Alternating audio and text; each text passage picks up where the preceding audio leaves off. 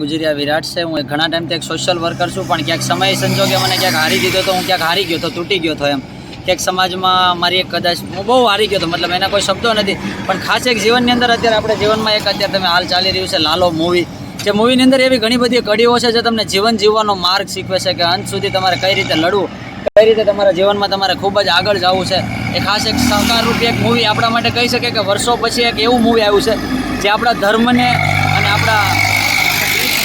એક એવી સારી પ્રેરણા એક આપણા સૌરાષ્ટ્રના પટ્ટામાં, પણ ખાસ એક આ પટ્ટામાં નીકળવા પાછળનું એક જ કારણ કે આપણે હિન્દુ